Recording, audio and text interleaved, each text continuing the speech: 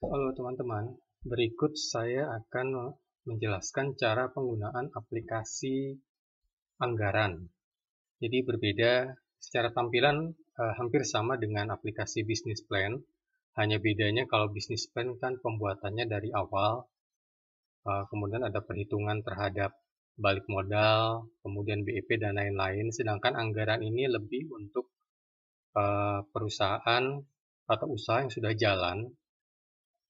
Jadi sudah jalan mungkin ya paling nggak minimal setahun atau kurang dari setahun, kemudian merencanakan anggaran untuk periode atau tahun berikutnya, dan ingin memonitor juga terhadap realisasinya, karena di sini seperti dilihat ada bagian anggaran, bagian realisasi, dan bagian evaluasi. Dan aplikasi ini juga bisa digunakan untuk membuat anggaran dan melakukan revisi anggaran. Jadi misal kalau kemudian dijalankan anggarannya, kemudian dilihat wah nih kayaknya anggarannya sulit tercapai. Nah kemudian mau dilakukan revisi, bisa menggunakan modul realisasi ini untuk melakukan revisi anggaran. Karena dengan begitu nanti bisa terlihat bagaimana posisi terakhir seperti dilihat di sini, bisa dilihat perbandingan antara anggaran dan realisasi, atau kalaupun direvisi bisa dilihat di bagian evaluasi.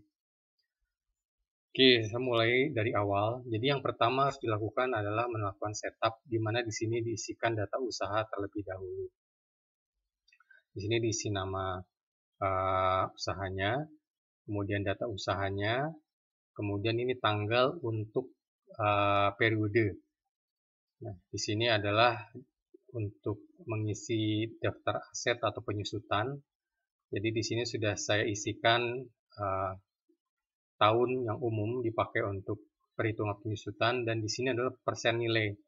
Jadi misalnya kalau kendaraan mungkin setelah di akhir tahun keempat nilainya adalah 30% dari harga beli. Nah, ini bisa dirubah di sini.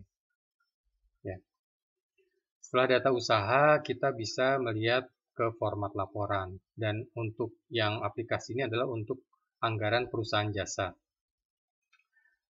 Perhatikan bahwa yang putih ini, yang backgroundnya warna putih ini bisa diganti dengan nama lain, tapi perhatikan bahwa jangan ditukar tempatnya. Seperti contoh, rekening kas itu hanya disediakan 5 baris.